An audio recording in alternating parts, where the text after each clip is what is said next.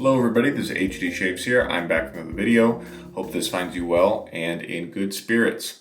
So, of course, we are continuing with TabOKtoberfest, where I use Tabac soap every day and use some sort of open blade for every shave as well. Of course, I'll be talking more about those two items as we go, but I would like to introduce the sort of star of the show today, which is this beautiful brush from Wald in Germany. This is a A1 synthetic knot, and it's 29 millimeter in diameter. I forget the name of the pour name, but this of course is the Stratos handle. I borrowed a badger knot with the same handle sometime in the past year or so, and found that I really enjoyed the shape. It's easy to kind of hold like this, and I just wanted to show you how the fibers look before we start lathering or anything like that. Definitely a densely packed synthetic knot, and I must confess that these tips feel extremely soft.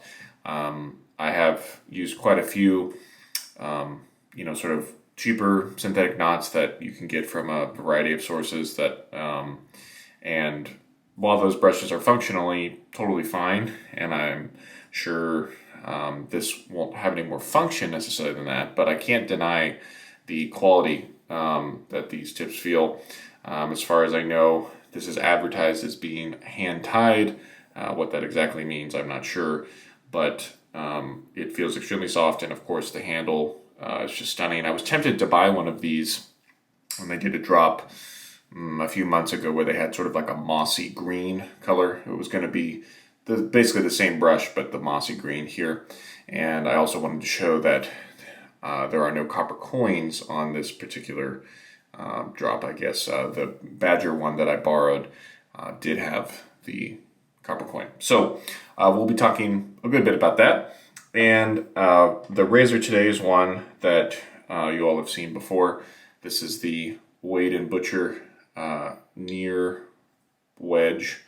I don't know how exactly you get that to focus, but it's a near wedge, horn scales, lather well, shave well blade. And this probably dates to the late 1800s, or sorry, it's probably late 800s, early 1900s, because it does say England there on the tang.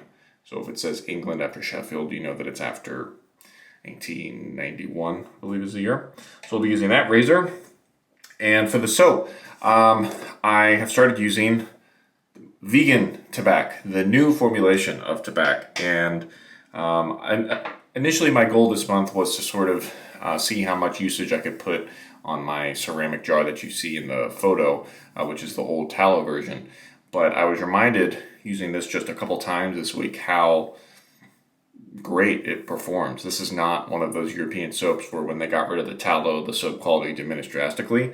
I'm almost hesitant to say that the vegan formula is better. So if you've been waiting to try Tabac and you've been put off by the fact that they got rid of the tallow somewhat recently, I don't think you're missing out, at least with the hard puck version of the soap. So let me get some water on the face, and then we'll start lathering and talking more about Tabac.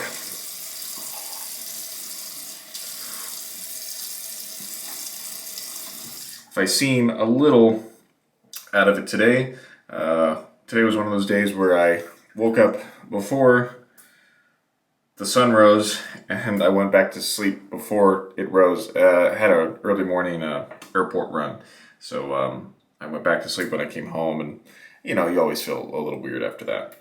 So that's what the brush looks like after it's been wet through, and we're just going to go straight in and start loading the vegan Tabac here. And it looks like this needs a good bit of water. So I would pose the question to you all, what do you think I should do for the remaining, what day are we? Today's the 21st, right?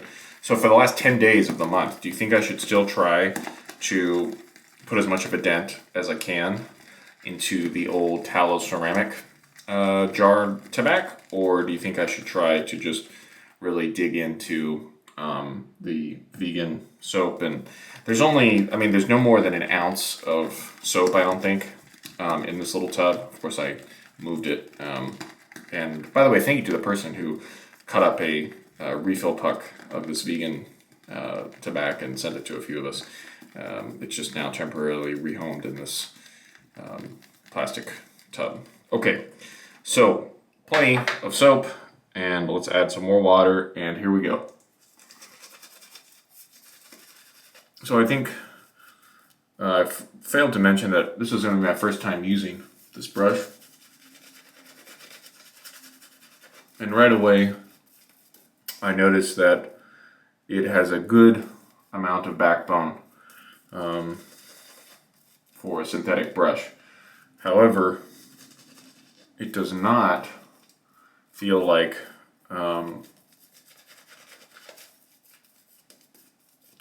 feel like it's too sort of shovey on the skin, or springy, which can sometimes happen if you take like I think the classic example years ago was of the tuxedo knot. Some people felt like if that brush was lofted too low, that it would be overly sort of springy. And I'm not noticing that with this knot as much. I would like to thank, of course, the person who sent me this to try out. They know who they are.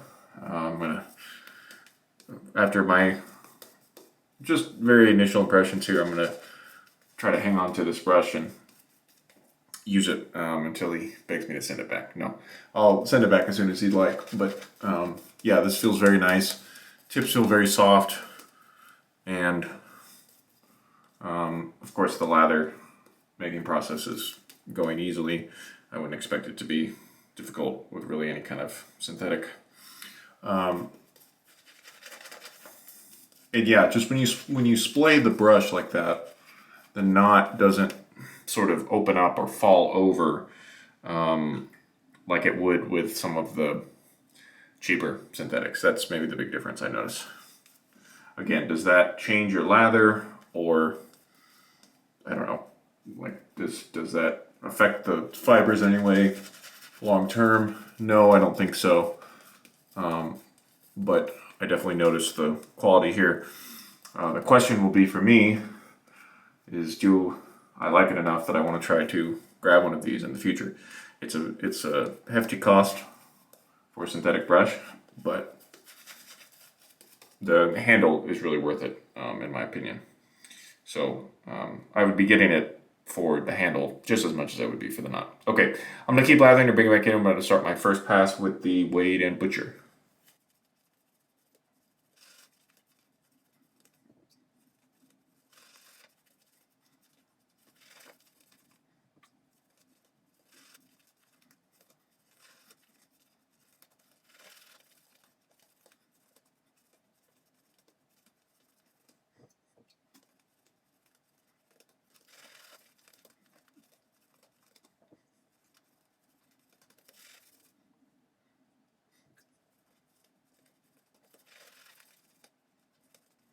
Okay, we definitely have plenty of lather to do the job today. Let's start with the Wade and Butcher. So as this is a near wedge,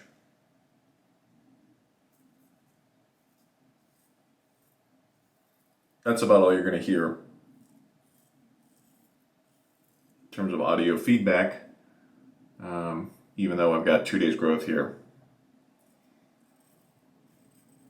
I remember the first time I used this razor, it was on camera actually, I left feeling a little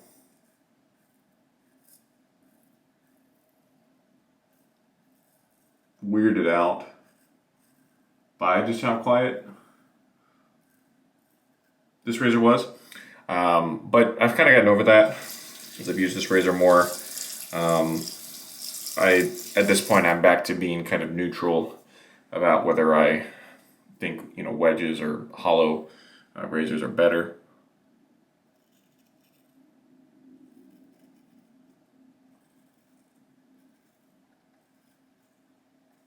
Some people are really opinionated that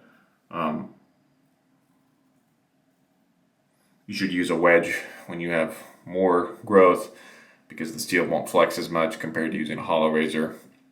And you should use a hollow razor for less growth. But, it kind of reminds me of the way people talk about aggressive versus mild safety razors. If you have a bunch of beard growth, you can take down a beard with a, Mäurer 34C, right? And if you know what you're doing, you can use an aggressive razor on 1 day's growth as well.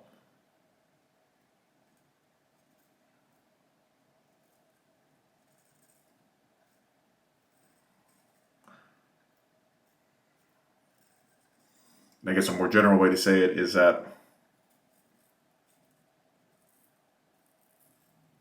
I'm trying not to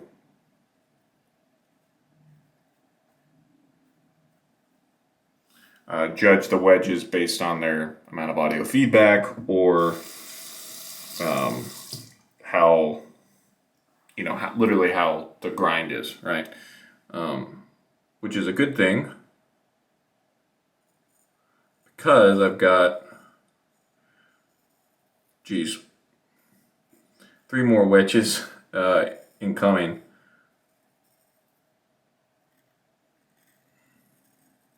Those should all arrive in the next couple days. And then I think that's going to be the end of my wedge trials for now. I might even look to move.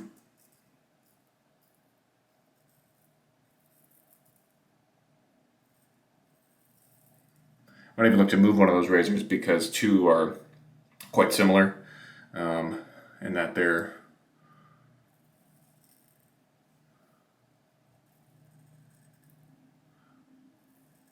both like mid 1800s Sheffield wedge razors, and so I'll probably just keep the one that I think feels better and then probably move the other one.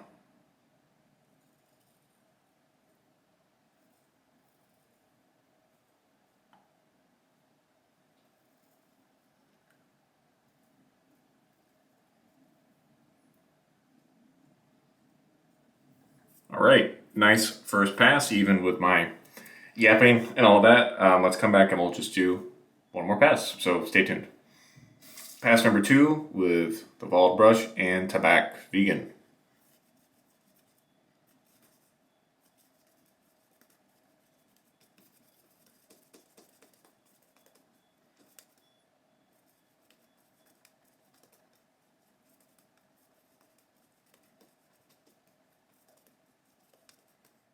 Okay, here's the second pass against the grain mostly. We'll start with the right hand on the left side.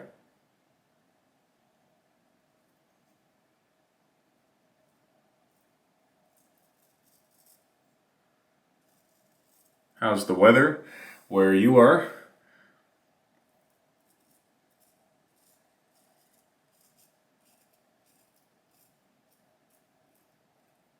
Here we've had quite the variety in the past week or so.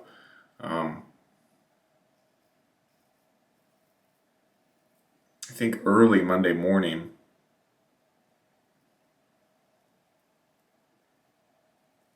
it technically snowed a little bit at the O'Hare airport. And so that was what, October 17th. That marks our first snowfall of the year.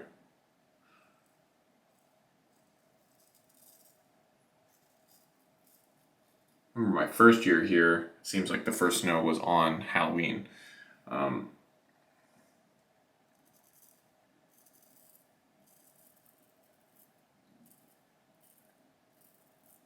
remember not seeing too many kids out trick-or-treating, and I kind of felt badly for them.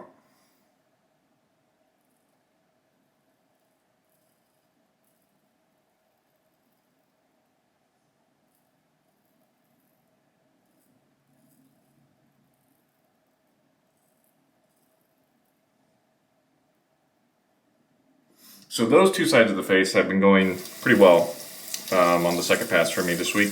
No real issues. Issue kind of comes in this area, so we'll see if I can do a better job today than I have been. But yeah, like I was saying, it was getting kind of cold at the beginning of the week. but then it's going to be 70 and sunny today. So go figure.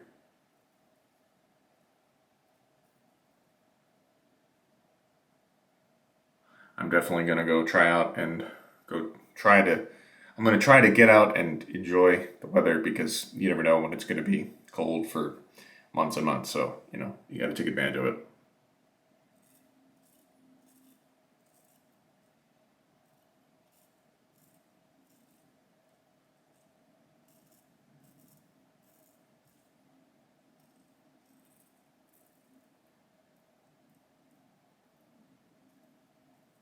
And yeah, this point of this razor is no joke. Let me show you what it looks like without lather on it. But it's like, it is square, but it jets out just a little bit here. And so if you don't totally like flatten your skin, like you maybe can see right here where I caught myself going across because I didn't pull down enough. So something to keep in mind with these points.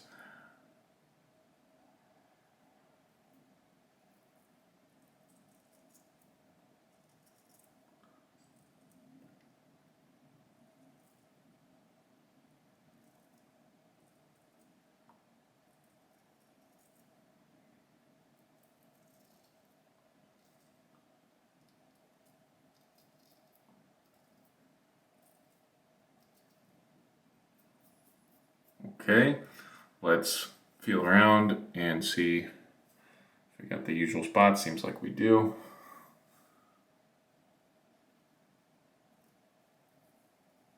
This part of my neck too, I noticed I would get the hair as always, but I noticed a couple days that it was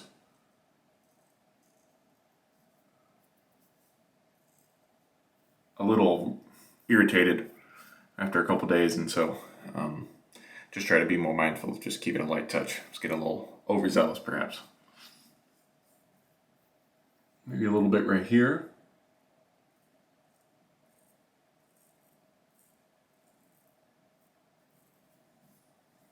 And man, I think that's going to do it. So drew a little bit of blood right here from the point, but other than that, I don't see any real redness or weepers or anything like that. So we'll consider this a success. Hang tight, and I'll be back in just a moment to talk to you a bit more over aftershave. Okay, let's go with the Zingari Unscented Aftershave Balm. That's what I've been using really ever since I got cold this month, and I think it works quite well. This is the old, I don't know if she still makes it, but this is the version without tallow. So not the Sago Balm version. And as I've said many times, I'm sure in these videos, I find that it works well, you know, in the colder months when you're not kind of in like the very dead of winter where it's particularly freezing in a place like Chicago. So for those other months, it's nice and not too heavy. So that was the Zingari Unscented Balm. Right, let's do a final recap. We used the vegan Tabac slice in a plastic tub.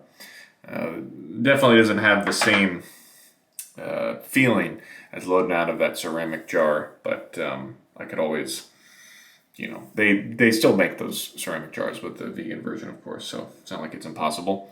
The Wald A1 synthetic Stratos shape, really nice brush. I'm going to keep using it over the next few days, and who knows, maybe it'll even be in another video before it has to go back to its owner.